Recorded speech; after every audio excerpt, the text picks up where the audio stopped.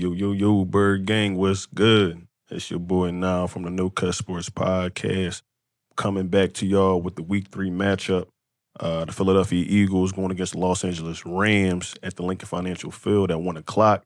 A lot of things we need to talk about, but before we get started, if you could for me, please like, comment, and subscribe to always catch this vibe, man. Y'all already know.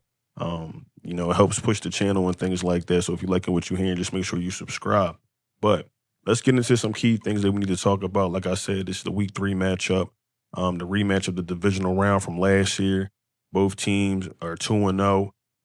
Rams been looking very, very good this past season, or these last two games, I would say, for somebody like Stafford who hasn't really had a chance to throw the ball this offseason. He was dealing with some injuries, a back issue, and things like that.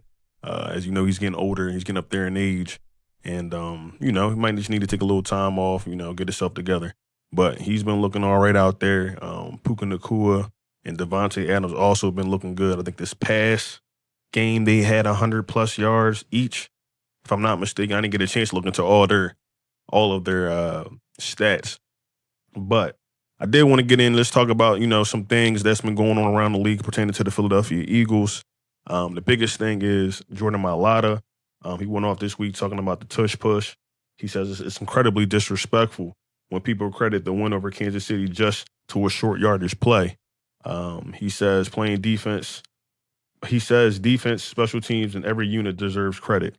And I totally agree with him, man, because the game is not decided by, 1 yard. I mean, Patrick Mahomes was out there doing his thing for the most part, trying to do his thing.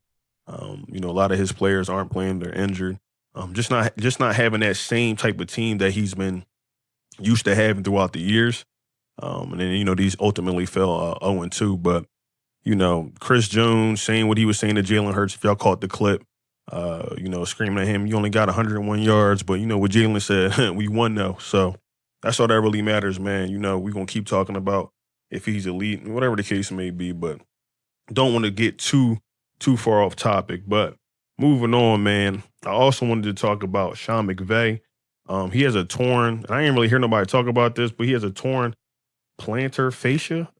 I'm not a doctor, and I do apologize if I butchered that. But he says he won't miss any games, but he's expected to make some adjustments on his sideline appearance.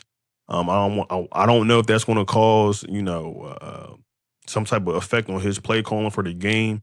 Like they said, he still will be out there, but sideline presence might be a little difficult for him going up and down the field to see the game. So we'll see how that affects them.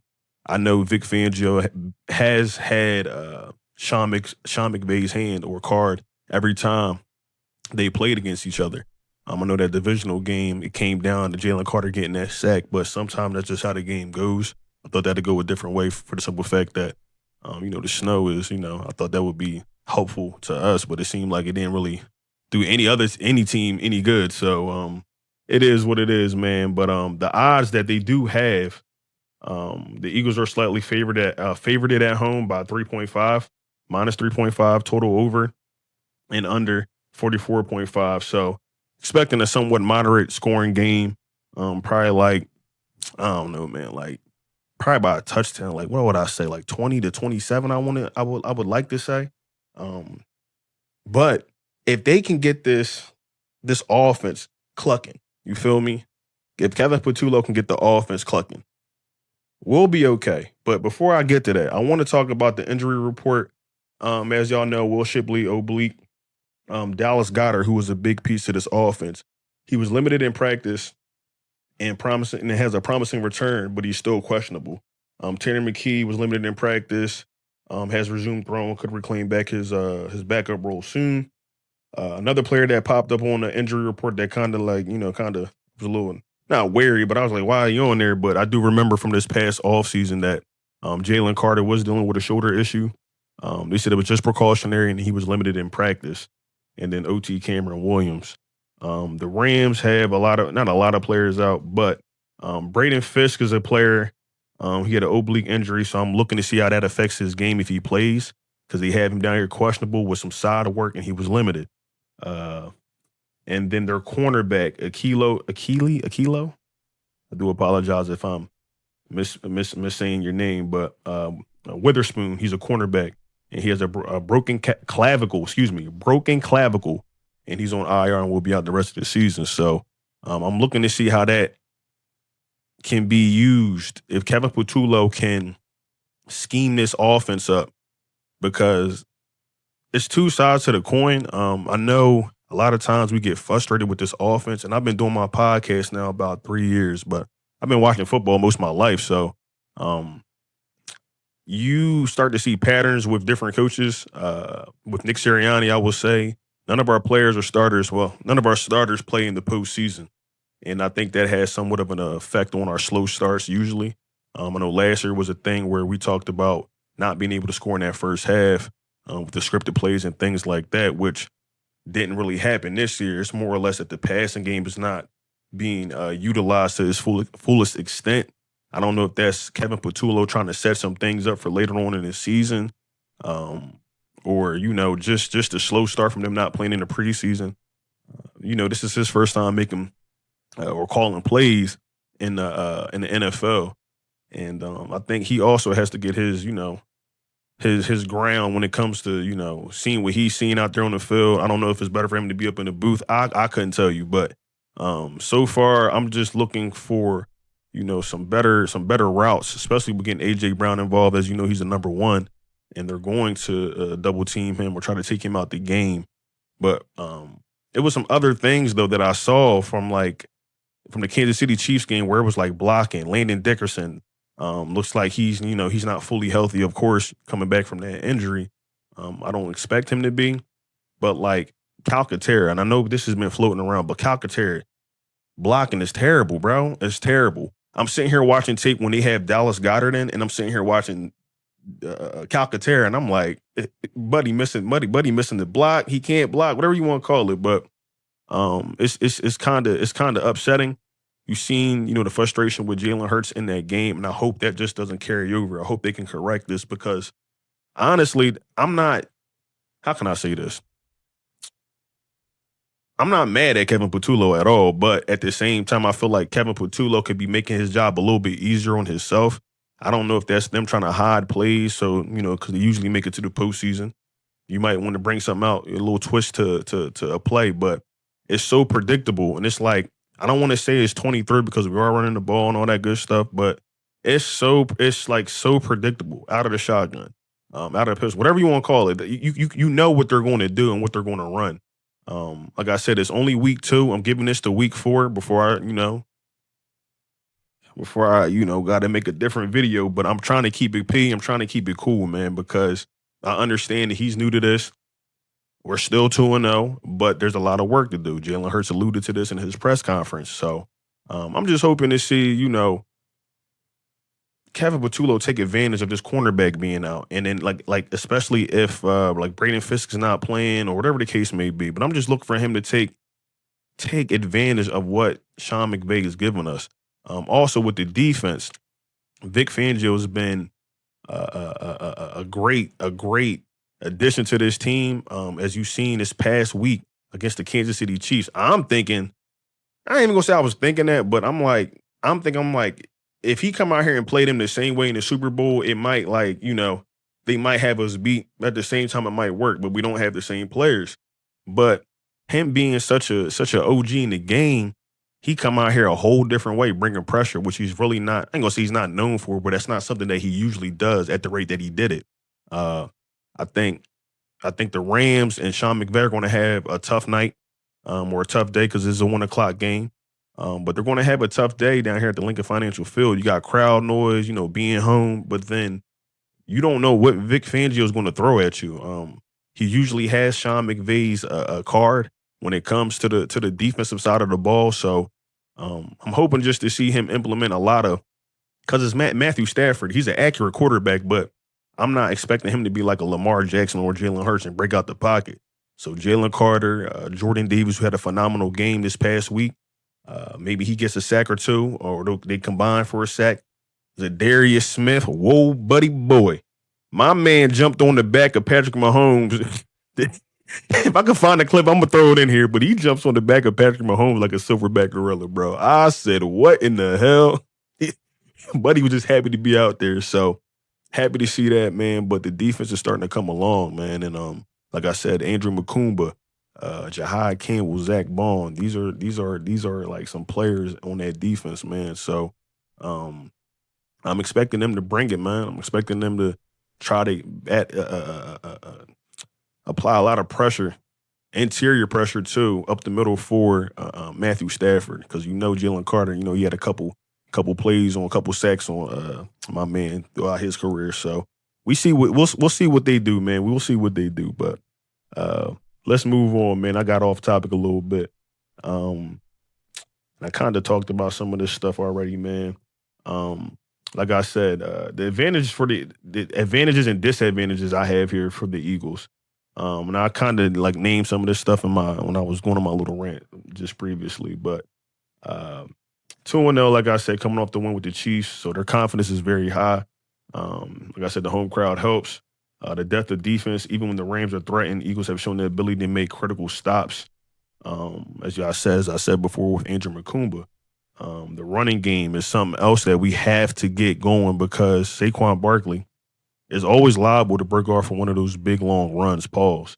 And I think against this defense, they've been playing pretty well, but like I said, against this defense, I really feel like if we are disciplined, okay? Picking up the blocks, creating the gaps like we're supposed to. I think you can see Saquon break off for like a touchdown or two against this defense, man. So we'll see, man. But special teams and then the coaching adjustments. Vic Fangio came out this past week. He talked about you're making adjustments all throughout the game, so and all throughout the season. So that's something that, he talked about Adoree Jackson. I don't want to get too off tangent with that, but he feels that, Adoree's been playing well, and he hasn't really given up no big plays yet. But he's going to be targeted a lot, I feel like. So maybe sending some help to his side will be helpful for him. So the disadvantages that I have here are the passing game concerns. As you know, A.J. Brown has been quiet this past offseason. Not really getting open. He did have a crazy catch as he was falling to the ground. But no touchdowns yet. Jalen Hurts hasn't thrown a touchdown pass yet, which is news to everybody. I'm like, they're 2-0. Like I don't get the hoopla about it. So it is what it is, man. But with that being said, I'm hoping to get this passing game going. Too much talent on the offensive side of the ball, and too many good wide receivers not to be getting these guys balls. Pause. But trying to get some routes, some quicker routes in there mixed in, blitz beaters and all that good stuff. So I'm hoping Kevin Patullo is understanding and seeing this, or maybe the team needs to have, another one of those meetings with them if they feel like they're not, offense is too stagnant for them. So they might see something differently than what Kevin Patullo seen on the sideline. Also, we have the injuries and questionable players. I think if tight end Dallas Goedert plays, I think we are ultimately okay in the passing game, because he is, I don't want to say a safety blanket for Hurts, but, Hurts likes to go to him a lot. Plus, he can block and all that good stuff, man. So we'll see if he plays, but it's looking like he will be playing. The history of pressure, Rams will be looking extra motivated to come out here and try and beat us, man. We're the Super Bowl winners. They felt like they should have went to the Super Bowl instead of us. I'm not going to understand that, but got to go out here and show everybody else, or show them once again, that we are the top dogs. We are the Super Bowl champions. I know we don't carry that crown into the 2025 season, but we are the last team to win it. So still a talented team. But like I said, Philadelphia Eagles, they're going to go out there and get the job done. I'm telling you. So, and then just the Sean McVay thing, man. I don't know how he's going to be able to get up and down the field, because the coach walks up and down the field or on the sideline of the field. So let's just see how his injury affects whatever he got going on, man. So, all right. And then moving on, man, my predictions of what to watch. I just want to see how much they involve Dallas Goedert, man. Him coming off this injury. He's been out of game. I do think he will be involved heavily now, because the passing game is so constipated. You want to, you want to get that going. I know he used Dallas that first game against the Dallas Cowboys. So we'll see how that goes, man. Does AJ Brown wake up? Does he? And it's not so much just AJ Brown. Does Kevin Patullo figure out a way to scheme AJ open? And if it's not AJ, Devontae, should I keep going? Dotson, Mechie, Cooper? Yeah, like it's so many players that he can utilize on his chessboard. He just got to figure out the angles and the wrinkles and how he wants to get these players open. A lot of those route concepts, they're just too plain, man. So you want to add some wrinkles in there. And I'm hoping to see that. Uh, and then whether Rams can disrupt Barkley or force the Eagles into more of a passing game, which would be the smartest thing for them. As you know, like I just said, our passing game has been constipated. We got to figure out a way to get this ball down the field. I'm not putting the blame on one person. I'm not putting it on Hurts. I'm not putting it on Kevin Patullo. But I do hope they had a collective effort this past week to get out there and figure out what is going on, what they can do to better this offense, man. So, with all that being said, man, I'm going to wrap this video up. Like I said, week 3, 2-0 Eagles, Rams 2-0. They play 1 o'clock this Sunday at the Linc Financial Field. I'm expecting a dub, 3-0. You already know, so we can go to Tampa Bay, do what we need to do to them. But 3-0, close game, I will say. I think this is going to be a close game because, like I said, I can't go out here and be all high and mighty, and our offense been looking like doo-doo. So I just hope that the guys get it together, man, and, come out here with a dub. So, and healthy. No injuries, man, no injuries. So, like I said, with all that being said, if you could for me, please smash that like button, drop a comment. Let's talk about some things. Let me know what y'all thinking about this Rams game. And with all that being said, it's your boy Now from the No Cut Sports Podcast. If you could too for me, please like, comment, and subscribe to always catch this vibe, man. Y'all already know, man. Go Birds. I'ma holla at y'all. Y'all be safe.